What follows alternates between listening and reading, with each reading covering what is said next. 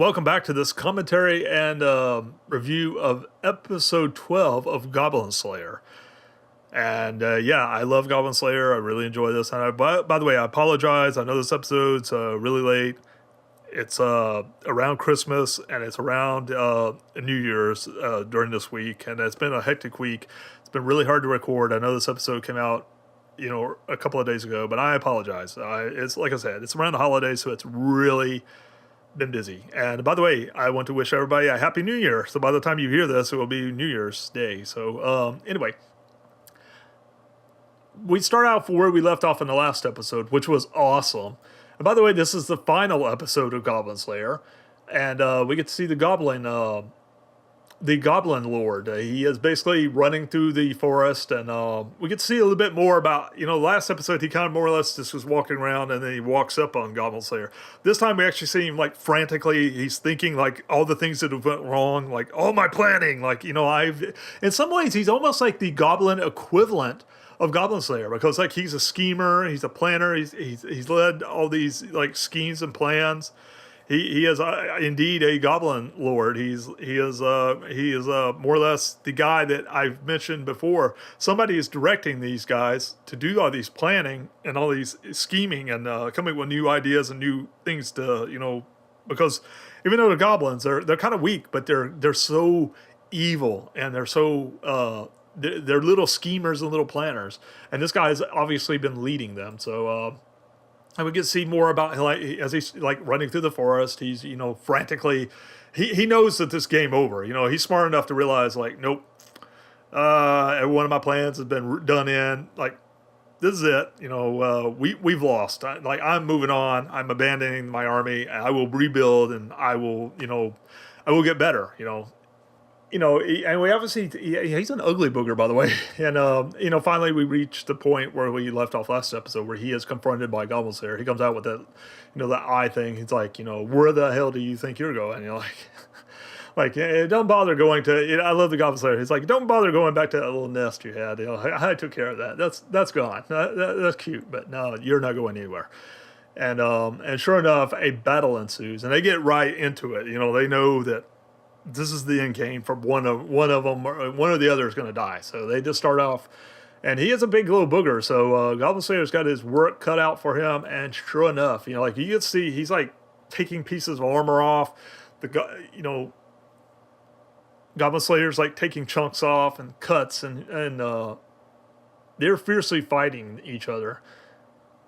I mean, it's like it is like a major battle. They were, and sure enough, Goblin Slayer gets a good lick on him, and he gets a lot of good licks on Goblin Slayer. It's a well done battle scene, and we get cut back and we get to see pretty much the battle's almost over with on the other adventurers. We get to see that some of them died. They're like the scene I'm showing where the girl is kind of burying some. And we get to see, once again, why the goblins are so dangerous. They are little schemers. See, like, one of them's playing possum, and they're not above playing possum. Because they evidently there's like one that he's playing dead, and she's like burying, and sure enough, you see him in the background, he's like, I'm gonna kill her. I mean, they think of killing and raping and pillaging, like, they're like, almost like a Viking type, mentality. They think of raping, pillaging, and killing. That's all they do. That's their thing. And we turned off. I thought she was done for, but the adventurer, they're kind of adapting and seeing that, like, hey, these little boogers are dangerous. If anything's come out of this battle, everybody has a newfound respect for the dangerous scenario that a goblin can present. Especially in groups. Because like I said, there's a major battle here, and they seen that, like, why the Goblin Slayer was upset and like really needed help, because he did. I mean, this is like, if these adventurers had not stepped in, it would have been a game over for everybody involved. And we get to see a lot of dead goblins everywhere, and it's a pretty fierce battle has ensued. And we get to see the rest of the adventurers. They're fighting the major goblins, the A class, And I thought that was pretty cool. The only one that that first battle didn't bother me, but this one with the chain, I forgot what the character's name is. I'll just call him, I was going to say smartass. He's not really a smartass. He's got skills, but he's kind of arrogant and stupid. So I don't even remember what his name is. But anyway, him, when he runs up the chain, I thought that was pretty cool. They took out the goblin, but the fact of running up the chain, I don't know. I mean, it's possible, people walk on ropes and chains. So yeah, if it was tight enough, yeah, I can see it happening. I don't know. For some reason, that kind of was lame. I don't know. It's possible, but like I said, it was kind of whatever. But then again, we're dealing with people that can jump like 100 feet in the air and like come down and like slash somebody. So whatever. Yeah. I don't know why that bothered me. It just, for some reason, that scene, because it just seemed like everything was trucking along, and then when they did that scene, for some reason, the anime slowed down for a minute. Like, what? Like, why did they do that? Like, I don't know. Or for me, maybe it's just me personally. Anyway, but once again, he proves he's a warrior. He's not just all talk. He is capable of taking out this goblin, and I thought that was pretty cool. But what really got me, and what really impressed me, was the priestess. When the Goblin Slayer, he's pretty much been took out by this goblin. He almost was going to kill the Goblin Slayer, but here comes the priestess, and she does like this shield thing. Like, she puts a shield in front of him and beside him. It's kind of got him sandwiched in. I thought that was awesome. I mean, that was a really well done plan. So. And even the goblins, like, Lord is like, crying, oh, please, I'll be good. I'll be a good little boy. He's doing like this thing, like you see criminals, like right before they get executed, like, oh, then it occurs to him, hey, I've done bad things. Please don't kill me. Like, it's like crocodile tears, as they say. He's clearly lying. And as we get to see, he's thinking, I don't know if it's supposed to be he's thinking or just they're showing you that he has done this many times, but because he'd done this in the past, you get to see that, like, when he was a small little goblin, before he like leveled up, that he had done this same thing before, and it didn't end well for the adventurer that had pity on him, because as you see, she ultimately dies. He bludgeons her to death. He's a little bastard, so a scheming little bastard. So no wonder he kind of leveled up, and you get to see the many.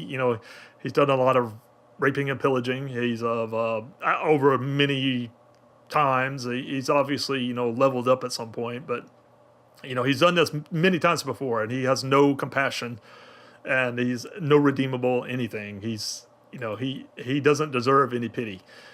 Him and his buddies have done this many times. So, like you said, as you're seeing that, they flash back to the scene where he's like, please, I won't do it again. So the viewer knows, or I don't know if it's supposed to be he's thinking that, or they're just wanting to show the viewers that, yeah, he's a piece of shit. He don't deserve it. So, he deserves no compassion for what happens next. The Goblin Slayer hops up and says, you know what? You don't deserve any, you don't deserve any compassion. You don't deserve any, a second chance. You're just a dirty goblin, Now, I just love the way he says that. He just kind of like, I think that is what, crap, I can't remember the exact quote, but it's like more or less along the lines of like, you're just a goblin, like, whatever. You're just a goblin. I'm a Goblin Slayer, so I'm going to slay you. Like, goblin, he even kind of mocks him, like, you're no Goblin Lord. You're like, whatever. You're just a goblin, a dirty goblin. He just like sitting there, hacks his head off, and I thought that was awesome. Like, that was just priceless. Because he reaches through the shield and he's just sitting there hacking him while he's like sandwiched in this like priestess shield,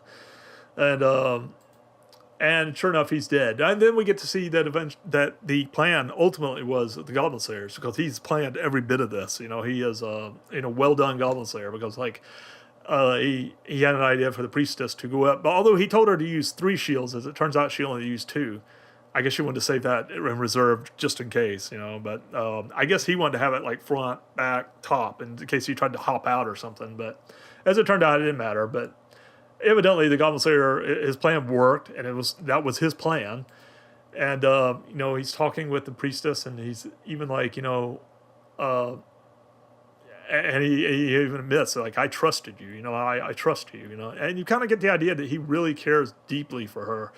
More than, I guess he even realizes that now, and it's obvious that they really do both of them do care about each other. And Rotsi would, he's not the type of character that was like, get out, go somewhere else. You're bugging me. Like he always like, like, you want to come along? Oh, okay, come along.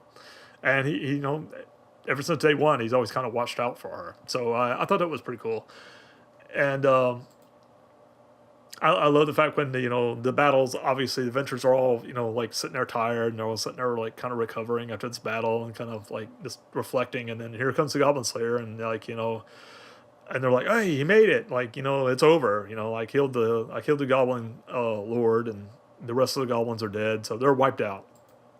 And basically he goes up to Cowgirl and lets her know, like, yes, I'm back. He's injured. His hands messed up and everything. But he's like, I did it. I'm back. I told you I'd be back. I'm back. And she looks so relieved. And I love even the scenes like where they show the adventurers, the A-class adventurers. I forgot what they call the silver rank or whatever. The ones that beat the I forgot the name, the major monster, and they had throwing a parade for him and everything. We see even they are talking about the Goblin Slayer. Like he is like literally a legend. Even they are impressed by him. I thought that was really well done. Sure, he's not the best, but he is he's the best at goblin slaying. So he's brought a lot of attention his way. He's become a legend. He's but I just really was impressed with that part. I don't know. It was kind of a nice ending to this last anime. It kind of, even this silver rank, they appreciate his skill and style, and I thought that was pretty cool. And once again, the final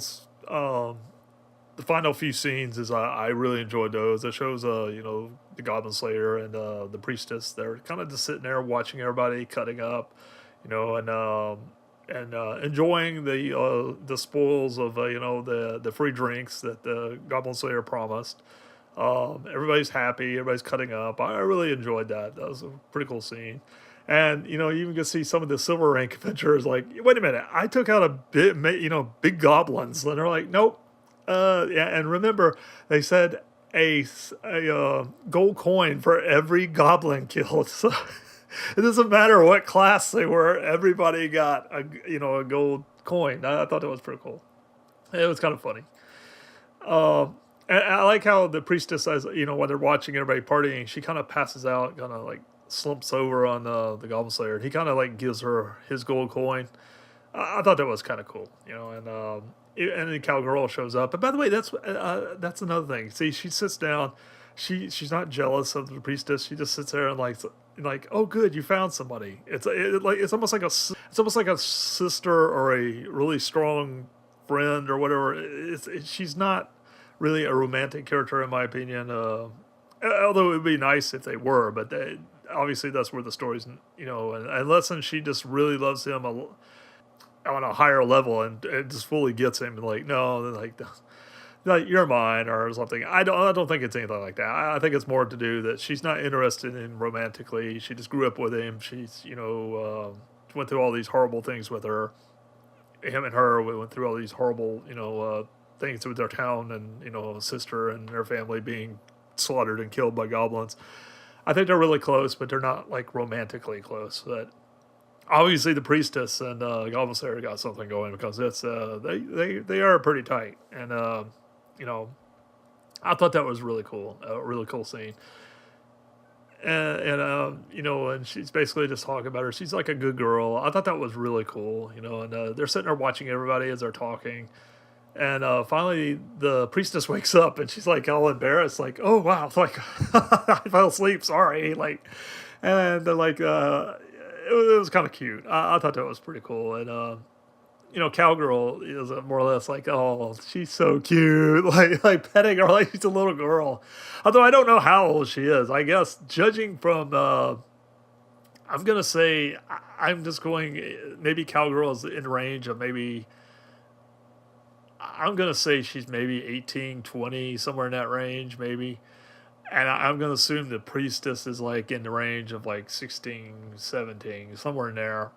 Or maybe even older. Maybe they're just the same age. And she just, she's got that kind of a youthful look. So it's kind of deceiving. But, and I'm just going by, just, pure they seem a little bit more mature, so I'm going to say they're in their 20s, maybe.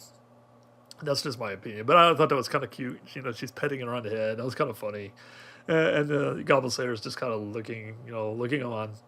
Well, basically, she kind of moves on so they can talk, and there's obviously something really, like I said, the more you see in this episode, they're really, really close at this point. And everybody notices that the Priestess and the Goblin Slayer are really close. And it's just, and he really fully trusts her, and he has full confidence in her. And as we've seen, she actually she is quite a fighter and has a lot of abilities. Nobody ever gave her the time of day on. I mean, she's really a skilled warrior and a adventurer at that. Of course, she'd be dead if he hadn't helped her in the first episode. But as this anime is kind of each episode went by, you kind of see she's become a stronger and stronger character just by being around the Goblin Slayer. She's become a really phenomenal fighter and a better person. I feel like, and her character has become really strong. I love her request. She has like one request. Like, can I ask her a request? And she's like, I want to see, even though they kind of slept together, not sexually, but they did sleep together naked. She was so embarrassed. She says, I never got a full good look at your face because I was so freaked out that I was naked, and so she kind of asked a request to take off his helmet, and he goes, oh, sure, no problem. And, once again, we get to see his helmet's off. You kind of get to see a side profile, like below the nose profile and the back of the head, but you never get to see his full face. It kind of reminds me of like that show with Tim Allen, where they had like a neighbor. You never got to see his face. You only got to see pieces of his face. That's kind of like what Goblin Slayer is. It's like that. Like one of those. They was always doing that, like in the 80s and 90s, like shows like that. The character you never got to see. He's kind of like that. I kind of like that mysteriousness about him. It's like so what? You don't really have to see him. You kind of can fill in the gaps of what he looks like based on the limited side shots and profiles that you kind of seen here and there. You kind of know what he looks like, but you don't really ever fully get to see his full face. I really like that about this anime. That mysteriousness. You never get to fully see him. He's the mysterious character. And yeah, and obviously the Priestess is like really like, wow, you look great. Like she's really, turned on and like, wow, you're a hunk. Like she's really turned. I mean, she can't even hide it. She's like, wow. And of course everybody else notices, and I like his the high elf. She like notices like, oh my, she's drunk. She's like, he's got his helmet off. Like, and then it gets everybody's attention. That was hilarious. And everybody goes up, is crowding around him, like, oh, wow, like, they're looking at his face, and like, everybody. I thought that was really funny. It was well done, and that's kind of how the anime kind of slowly goes off. Everybody's crowding around him, and eventually, he notices like, yeah, now things have changed. I've changed. I've got friends. I have companions that I can, go adventuring with, and he eventually decides that he wants to kind of do some adventuring, and not just kill goblins. I thought that was really cool. He's gonna start hanging around with his like the high elf and the priestess and stuff, and go adventuring a little bit. And he even cracks a smile. That was even awesome, and you get to see a little bit of his face. And as we've seen before, like he's pretty scarred up. He's like Batman and the Punisher. He's got all these like battle scars. He's been through many battles, so he's a seasoned warrior. And I really enjoyed it. I even like that he finally smiles. He kind of like he's much like the Priestess. He's kind of he's become a better person. And not just at fighting, but just kind of he's kind of let go some of the trauma. I guess I'm finally taking out a large amount of goblins. He's kind of like real, he's kind of moved on a little bit. He's like I said, I love that part where they show his character kind of bettering himself and like getting friends, and like he's finally decided to go adventuring. That's a good way to end this anime. And by the way, I love the fact that you finally, one of the last scenes, I didn't have a clip for it, but when this anime goes off, it says that that Goblin Slayer will be back. So there will obviously be a season 2. I can almost guarantee you there will be a season 2 and maybe a 3. because this anime is really popular and a lot of people like it, and I'm one of those people. Well, that's all for this commentary for the last episode of this episode 12 of Goblin Slayer. I literally enjoyed it. I've enjoyed doing these commentaries and for these animes. I love talking about this anime. It's really great. It's it's had its ups and downs. It started off really great, but it kind of waned, a couple episodes. Even though they were good, they were just not as good. And then it got good again, and it kind of waned. But then it got good again. So it's overall, I really enjoy it, and I would, if I was going to give it a grade, I'd give it an A plus. It was really well done, and I'm looking forward to a season 2 of this anime. So, like I said, if you enjoyed this anime, please remember to subscribe, and I'm going to be reviewing some more animes in the future. That's all for this show, and I'll catch you next time. See ya.